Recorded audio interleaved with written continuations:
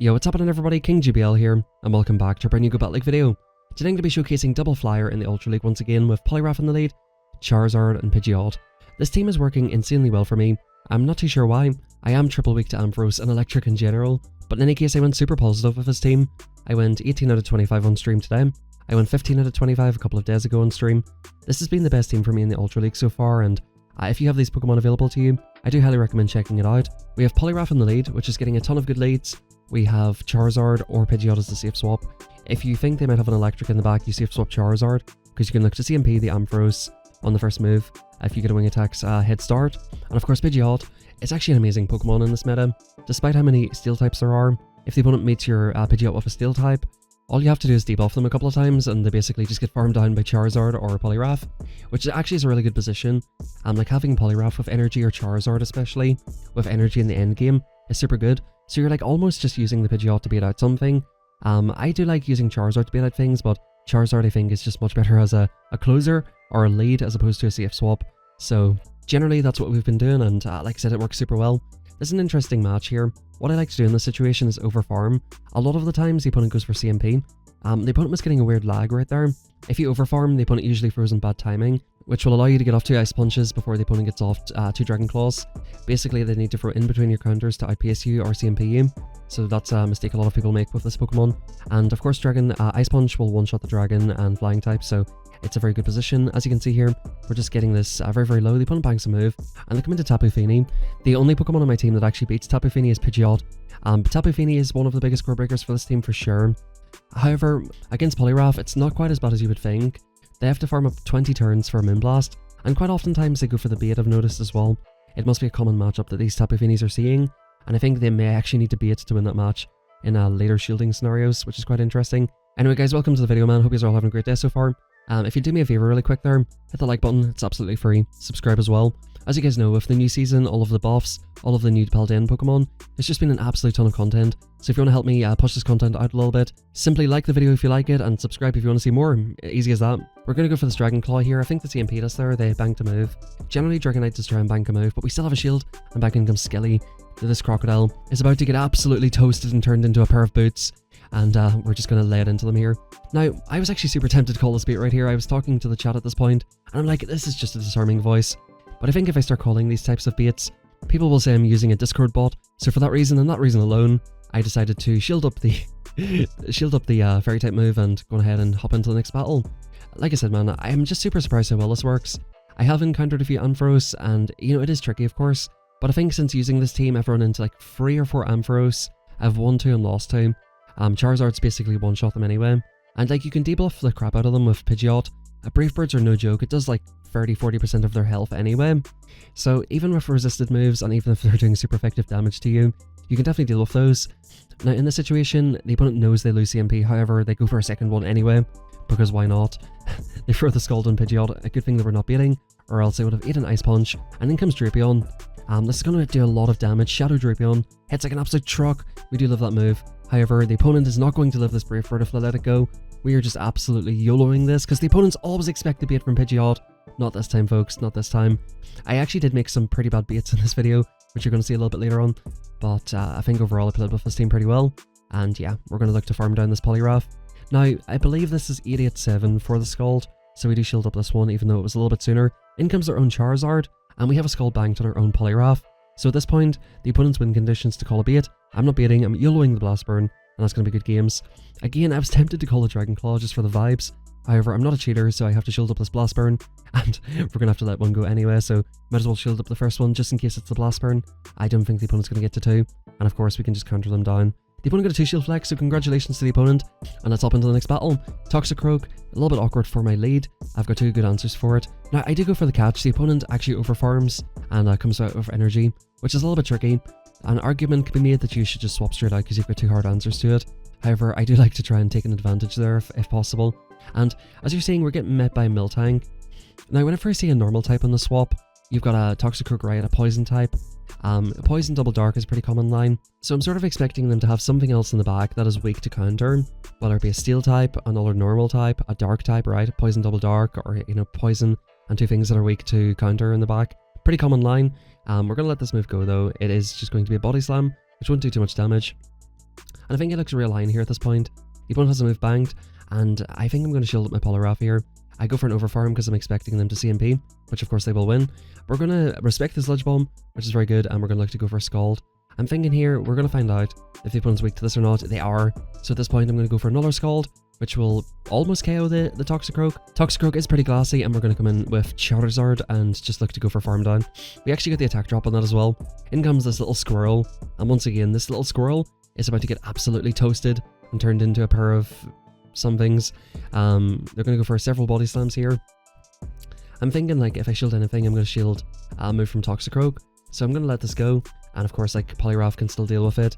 I'm going to go for a slight overfarm. I actually was looking at chat there, and to be honest with you, lost count of their energy. I think I could have overfarmed by a couple more wing attacks, which probably makes it a little bit more comfortable, but I do realise I'm going to be able to outpace to the Dragon Claw, and that'll put them into basically 1 wing attacks range. We go for this, we'll go for the catch, because, you know, why not? You know, if you can go for a catch, go for a catch.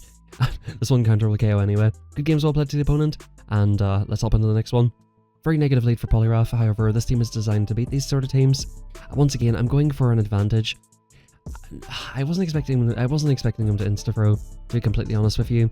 That's why I ended up staying in here for a second. And I'm going to throw the Ice Punch right. The only reason I'm throwing this Ice Punch is to make it look like I'm not going to try and catch. The opponent predicts it and comes into Aurorus. So I've got myself into a bit of a trickier spot. I've taken some unnecessary damage in Poliwrath, and I've got a Pidgeot lined up onto an Aurorus, which is never a great position to be in. So we'll see if we can overcome this or not. They're going to go for probably a Meteor Beam here. They are debuffed. We're going to get off one last debuff before they farm us down here. I might have been able to get to the Brave Bird. However, yeah, I think that was the correct play there. That one last Powder Snow would have took us out. I'm going to come back in with Poliwrath and just pray they don't take us out with Meteor Beam. They are triple debuffed at this point. Of course, Meteor Beam boosts your attack every time, and we double debuff them twice. So back in comes this thing. I catch the move. The opponent left with a move. That was huge in this matchup here. I was expecting this to be maybe a Jellicent in the back, but it is Skuntank, and I actually make a bit of a mistake here. You know, I was kind of thinking I wanted to just go straight Dragon Claw anyway, so I don't even build up to it, which is definitely a mistake. The opponent does respect the damage anyway, which is good, and at this point, I need to just commit to beats. The opponent gets the defense drop.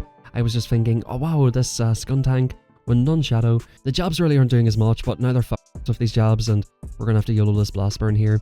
And we do get the bait through, and we YOLO the Blast Burn, which is nice, takes them out. In comes this thing, and we still have a shield, so that's going to be good games well played to the opponent. And we got that nice overfarm earlier, which worked out pretty nicely in the end. Now once again, pretty negative lead.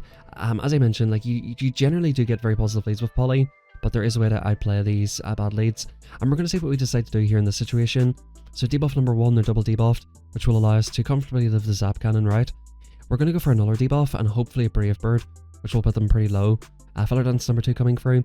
Now, whenever they're quadruple debuffed, a Zap Cannon does about 40% to Poliwrath, so you can comfortably live it. However, I just think that Reggie's here to kind of like, I'm looking at this like it's a safe swap. In the Great League, I know I use Reggie for a safe swap to draw out like a Medicham or something. You know what I'm saying? So like, I'm thinking they're maybe weak to Poliwrath in the back as well. So I'm just thinking, you know what? They've got a Pokemon in the front that is super good against counter, and they have a Pokemon in the back that is weak to counter. Could it be the Poliwrath is super strong against something in the back? They come back in with Gallissapod, which of course makes sense. And we've got a ton of energy now, so I'm really just trying to get a shield back off the opponent. The opponent gets to a move. Now this will be an Aurorus, which will of course sting a little bit here. Poliwrath is super thick. Does not really care too much about super effective damage all the time. We're going to get off this last move, and we're going to come in with Charizard here. The opponent has a Charizard of their own, so they are weak to Poliwrath in a sense. However, they're still up a shield. And we do have a little bit of residual energy. We're going to YOLO the Blast Burn. The opponent makes an insane call, and that's going to be super costly. I'm just going to shield up this move right here. It is the Blast Burn. Once again, the hacks are coming in handy. I knew it was a Blast Burn. I need to stop saying stuff like this because people will start taking me seriously. And I think we can either go for back-to-back Dragon Claws or commit to the farm down. We actually go for the farm down with Poliwrath. Once again, the opponent gets a fantastic win with 2 shields, and that's a good game. Now, you're going to see this Dragonite matchup. The opponents are so thirsty for the CMP, bro. Look at this. Look at this thirsty CMP. Not going to happen, pal. And what is going to happen is we're going to shield up the first one just to make sure that we have some health in this thing. And we're going to go for back-to-back Ice Punches here, which will look to one-shot the Dragonite. We're either going to get shield advantage or take out the Dragonite, which is both perfectly fine by me. Now, Dragonite leads typically have either a Skuntank or maybe like 1 or 2 Steel types in the back. So I decide to swap out here. The opponent farms up a ton of energy and they end up throwing a move, which starts to make me think maybe they're actually weak to this in the back. Then they throw the second move, so I'm like, you know what, bro? I'm not giving you the shield back, you can forget it. I don't get off my move, and we're going to come in, I think, with Charizard for farm down. Now, we're going to be ahead by a wing attack or two. The opponent goes for a little bit of farm, they swap out, and then comes their own Charizard. This is looking pretty rough for the opponent. Now, they're only going to get off one move. I think there's no reason not to full send the hard-hitting move, right? So I'm thinking, like, depending on what's in the back, this could be the hardest hitting move left in the game. And of course, Charizard does not eat Blast Burn super comfortably. We're going to look to get rid of it with Dragon Claw, not take any unnecessary damage. We'll see what the opponent does. The only way the opponent wins here is by catching a move, basically, at this point. In comes Cobalion, and what they actually decide to do is go for a Secret Sword. The opponent's switch timer is not up, so they use the Secret Sword here to go for the swap, which I completely predicted, right? I called this on stream. The opponent top left, they see the writing on the wall, and that's a good game. By the way, man, the streams have been super fun. Thank you everybody who's been coming on through. Like I said, guys, put on notifications. I've been streaming Ultra League every day this week, so if you want to see those, definitely come on in through. So, pretty interesting lead by the opponent. Ninetales, they catch it on Tapu Fini, which is fine. We'll come into Pidgeot and look to do what we've done before, Feather Dance at first, and then go for the Brave Bird.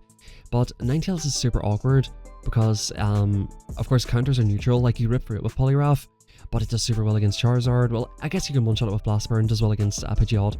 You know, so like, it's awkward-ish. Why do I go for another Feather Dance here? I need to YOLO the Brave Bird here in this situation. Oh, I think the reason that I'm justifying this is so that the Ninetales doesn't get a ton of farm. I think that's how I'm trying to justify this, which I think actually is probably smart. Yeah, in comes Ninetales and the throw energy. So at this point, I'm thinking I'm going to get off a Brave Bird or a Feather Dance bait, which is a bit of a rough bait here if they call it. They do call it, unfortunately. We do come in with this thing. This was definitely not the best play, I don't think. We go for an Ice Punch here on CMP to try and get the opponent to shield back to get off the Gleam. They do go for the Gleam. Now, even though this is double debuff, like, I don't really want to lose my Poly just yet. I think, you know, again, this is sort of like an answer to counter in the front. So I'm thinking Poly might be good against something in the back. I feel like on any given team, Poly is good against something. Okay, it's Ampharos. In fairness here, Poly is probably our best answer to this thing, so it is kind of decent that we're getting this out. My switch timer is just coming up. I don't get the timer in time to make the catch, unfortunately. Now this is Shadow. I don't get off the next move as well. I probably could have tried to swap out there. This is looking a little bit tough. They've got a little bit of a head start in energy. But I'm thinking here, I can live a Thunder Punch, and the Tapu Fini's super, super low. So all I really need to do is be patient here and throw the move in between their Volt Switches. We're getting super low and making sure there's no catch. And if you overfarm by 1 on a 4-turn move, you will not take the damage. I repeat, you will not take the damage. So say for example, if I'm on like the HP I'm on now, 1 HP, and the opponent comes in with a 4-turn move, you can always safely do 1 wing attack and throw. There's no way they can take you out. If you have a 3-turn move, and you do that, you'll get taken out, but you can't get taken out if you have a 2-turn move or a 1-turn move. In comes Greninja, very good lead, and in comes Cresselia. Again, Cresselia is just a really good opportunity to overfarm. I'm going to see what the first move is. They go straight Moonblast, which is absolutely perfect. Generally speaking, 2 Moonblasts and Grass Knot will more or less take out Charizard, so that's something you have to watch out for sometimes. We're like overfarming and overfarming, but we don't overfarm too much to the point where we've eaten the second Moonblast. As you can see, actually, I think we still live a Grass Knot at this point. I do go for yet another CMP, which leaves us coming out of here with a Blast Burn. You always want to try to come out of here with a Blast Burn. In comes Greninja, I swap out to Pidgeot straight away. In comes their own Charizard. And again, this is going to come down to a bait or whatever. I'm just thinking, like, I've got 2 shields, you've got 2 shields, right? Yeah, there are win conditions to call a bait here. It makes perfect sense that they don't shield up. I'm going to no shield the Blast Burn because, of course, I want to try to sweep with Poliwrath, and I know that I can live that move comfortably, right? Even if they call this, like, they're going to be so low at this point that it just doesn't really matter what I do in this match. I can literally just do anything I want in this match and win it at this point. We've got 2 shields up each. I can move with Poliwrath here. I go for a catch, a very unnecessary CMP catch. Again, you know, if you can catch, why not? But that's probably like a lose con somewhere along the line. The opponent lets the move go. And again, like, if they shield it up and go for the move, it's not really going to help the situation because, like, look at this, right? These counters are just absolutely flattening this frog. This frog is getting turned into a pancake by the King of Toads himself, Poliwrath, and the opponent sees the writing on the wall. I think they realize that they're going to need like 3 more Hydro Cannons, and yeah, it's just not going to happen for them. Once again, Gliscopod, pretty negative lead. We'll see what the opponent decides to do, or we'll see what we do here. We'll see if they're an Aurorus. I do try to catch the Aurorus and Pidgeot. The opponent throws energy. I think they overfarm by 3 in this situation, so it's going to be tricky later on. They're 3 ahead, and in comes Cresselia, right? So once again, I think we're just going to debuff this into Oblivion and just put it in a position where if they have Future Sight, we can look to eat multiple Future Sights and look to get a massive overfarm with Charizard. Whenever you have Charizard, you just absolutely love seeing this thing because you can overfarm like crazy, and The opponent did go for Future Sight in that situation, so getting these debuffs off is amazing. I do want to get a last Brave Bird off, but unfortunately the opponent doesn't allow us. It's going to force them to dump all of their energy though, and we're going to come back into Charizard. I'm looking to Wing Attack this down into Blast Burn range, which is going to get a little bit close. I'm going to let this move go. We can easily live 2. The opponent goes for a Grass Knot.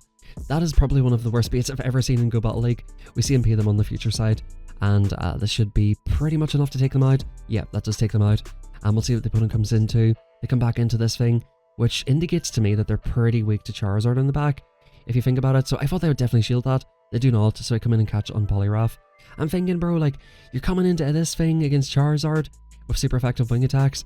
Does not really make any sense to me. So we go for Ice Punch. The opponent shields it, so I'm like, bro, what are you weak to? Make up your mind. It is Weezing in the back. They catch the Ice Punch, and at this point, we're going to look to try and get off the last move. If they take us out, that's absolutely fine. They CMP us on the Scald. They did farm up to above 7, I think. Yeah, Brutal Swing coming through. They do go for a bait.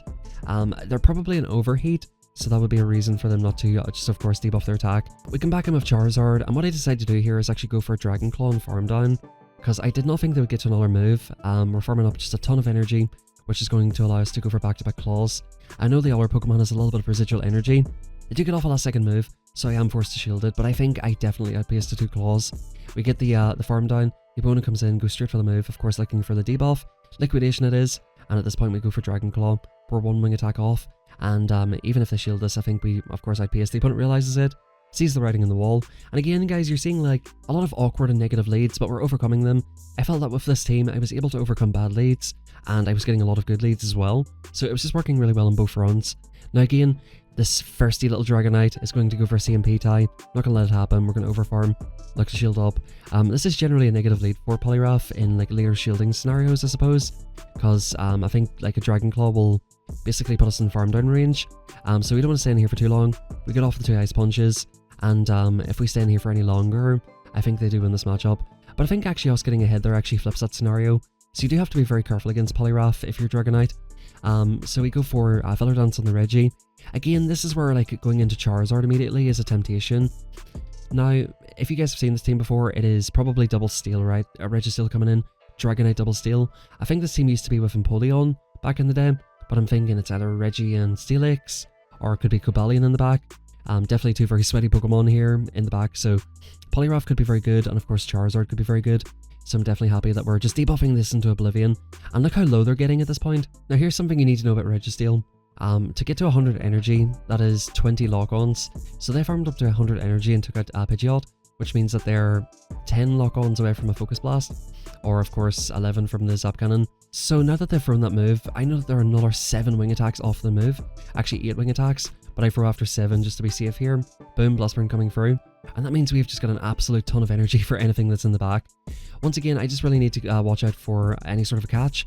The opponent goes for the just instant Dragon Claw, which is not really going to help them in this situation. They basically want to absorb some energy on Dragonite, so that whatever's in the back doesn't have to eat as much energy. It is Cobalion, and we're going to heavily outpace. Now the opponent goes for the Sacred Sword. As we've established, this does not KO, and this is good games well played. All I need to do is YOLO this Blast Burn. Unfortunately, this won't KO, but we'll put this in a range where Poliwrath can just come in and almost counter it down. They actually do take us out with a Secret Sword, but 1 more wing attack should get it done. Of course, we have a free turn move, and 1 double kick would not KO, so that's good games well played to the opponent.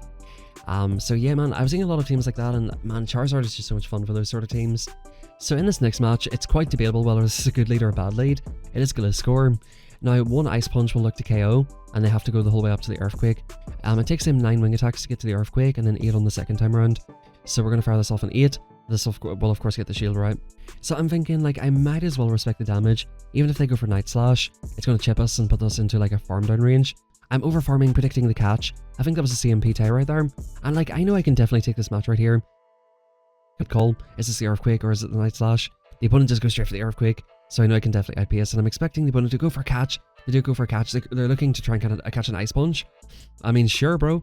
And they actually go straight for the Secret Sword as well, which just puts me in a super comfortable position here. I'm going to look to go for a Feather Dance just to take less damage from the next Secret Sword. And at this point, I'm predicting Charizard or Poly could probably go for a sweep. They have 2 Pokemon that are strong against Poly, so it's a bit of a trickier line to predict. You would think that's something that's good against fighting, and maybe, yeah, there's something weak to fighting in the back. I think it makes perfect sense. However, we've got the bravest of birds here coming through. Surprisingly enough, it doesn't even one-shot, but the opponent does get off a move, and at this point we can look to farm it down with either of our 2 back Pokemon. We'll just pick our poison here. I thought they were going to insta-swap out, so I decided to come into Charizard straight away. They do swap out, and that's a good game well played. So yeah, man, like I said, super happy with this team, and we actually get a Pidgeot lead. Now, this is a little bit tricky. The reason I think this is tricky is because I'm making a team read here. I mean, my bot is telling me the team, and what I'm thinking here is that it's Cobalion. Pidgeot and Cobalion are just always together, but I'm thinking it's Cobalion and Jellicent. So here comes Cobalion. So I'm like, okay, this is not too bad for Pidgeot. We can look to YOLO off a Brave Bird, do an absolute ton of damage. Now, since I'm making that hard team read that I think it's going to be a Jellicent in the back, look at my back 2 Pokemon, Charizard and Poliwrath. They are not good against Jellicent. So I'm thinking, man, like, this is super rough, but I need to keep shielding this Pidgeot. I'm going to go for bait here, thinking the opponent must think that we are super weak to this. The opponent just lets it go. I swap out, expecting them to come straight into Jellicent. They actually stand to get off the move, and we'll see what they decide to come in with. So they actually end up coming in with Pidgeot, which I was pretty surprised to see. This Ice Punch will do quite a decent chip into the Pidgeot. So I'm thinking, okay, maybe they don't have Jellicent. Maybe this is fine. Now, I think the opponent has to go for Brave Bird here to take us out. They go for Feather Dance, it doesn't quite take us out. We're going to get off a move, which will chip this down super low.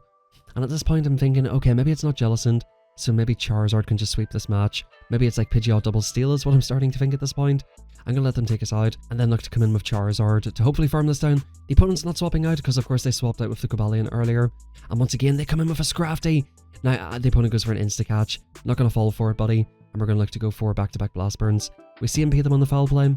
Foul Play is nowhere near enough to take us out here, and the opponent will be seeing the writing on the wall. I end up going for a double CMP time, which is an advanced mechanic. You're going to see here that no counter came through there. If you have 2 moves banked and you CMP the first move, you can quickly click on the move as they're getting their move off and double CMP time.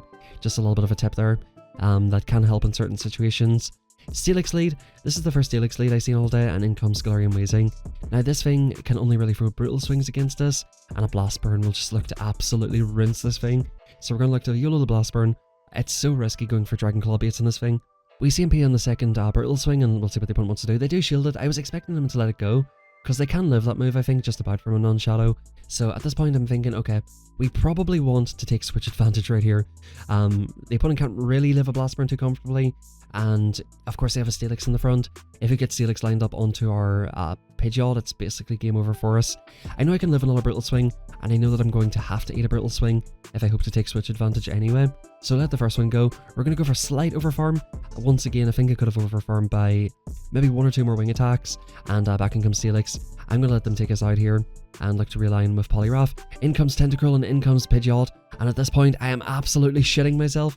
But the opponent, they threw the Scald. I thought they were going to farm the whole way up to the Blizzard, which would have done an absolute ton of damage, and that could have completely flipped this match around. We go for the Feather Dance, of course, to debuff them, and hopefully allow us to live another move. Of course, Brave Bird will not take out. Tentacruel is fairly tanky, as you can see Scald coming through. And now at this point we go straight for the Brave Bird, and as you guys are seeing here, like, this does not KO. Tentacruel is pretty decent actually with bulk. We're going to look to try and farm this the whole way down. The opponent does get off a last second Scald. However, it's not going to make any difference unless they actually go for the Acid Spray. Now this is getting tricky. I thought the opponent would go straight for a Breaking Swipe here, so I go for the move instantly. The opponent's going for the Overfarm, and the opponent, they're going for the Earthquake. We CMP them on the Earthquake. And ladies and gents, we take that match just by the absolute skin of our teeth. Good game as well played, and even though we had a very positive lead, that almost came back and bit us there. That was very close. Mandibuzz lead, very tricky for this Pokemon here. Of course, our aliases don't hit too hard. We're both throwing super effective moves on each other, and with their sub-dark typing, we make a nice catch there. But I was saying with their sub-dark typing, we do neutral damage with counters, so not the worst match in the world. The opponent meets us with Nidoqueen, not what I was expecting. I was going to go for the Feather Dance, but I thought, you know what, screw it. I'm going to YOLO the Brave Bird. It does heavy damage. And here at this point, I'm thinking, okay, they actually might be weak to flying in the back. The opponent gets an additional 2 poison jabs through, and I'm just hoping and praying that Charizard can farm this down. Because I don't think Nidoqueen's a swap for Pidgeot, right? Back in comes Mandibuzz, which confirms my idea that they might be weak to this in the back. The opponent YOLOs the Dark Pulse, which would do a lot of damage, and we're going to look to throw in good timing with the Blast Burn. We'll see what the opponent decides to do. Will they let it go? They can definitely live this move. They live it, and they swap out. Now in comes Skeledirge, and the opponent's actually up a shield here. I decide to get off the Scald here first, to hopefully try to apply a debuff, which is a 30% chance. They do get the debuff, and this is going to allow us to live 2 Disarming Voices. very comfortably here. Disarming Voice number 1 coming through. We're going to look to keep throwing in good timing. We can definitely live this move right here, and it is still a little bit tricky because the opponent still has a shield, right? I threw after 1 here, just in case that, like, I could have just threw 2, but I got a little bit scared and threw after 1. The opponent's going to commit to the farm down. We do get off a last second Ice Punch, but the opponent just has an absolute ton of farm at this point, which is definitely making this a little bit trickier. They go for an insta swap into Mandibuzz. Now, I know the opponent banked a Shadow Ball, so I cannot afford to shield this here, and at this point, we're going to look to farm it the whole way down. I'm going to make a risky CMP tie here to try and get off this move, because I know they farmed up to a Shadow Ball, and they may try to get it off. That absolutely wrecks them once again. We're turning this into Crocodile Shoes, and again, this is close. Can they get to a move in time? No, they cannot. It wasn't even close. I just threw one wing attack, and threw the move, and that's a good game well played. Of course, if you know the move's going to take out, you can just throw it, but in general, 2 turn versus 5, it's always safe to throw 2 wing attacks. And that's it for the video, guys. We're going to see my elo here. I gained a lot of elo. I went plus 155, I think, today, which actually puts us into the 2300s. Definitely pretty happy with the progress here so far. That was actually 2 free to finish out on. We went, like I said, 18 out of 25 and 15 out of 25 a couple of days ago. So hopefully make that push towards veteran quite soon. Hope you guys enjoyed the video. If you did, hit that like button, subscribe, it's very much appreciated. And of course, turn on notifications. If you have these Pokemon, try out this team, highly recommend it. And I'll see you guys tomorrow for the stream and the video. Much love, everybody. Have a fantastic rest of your day, and I'll catch you all next time.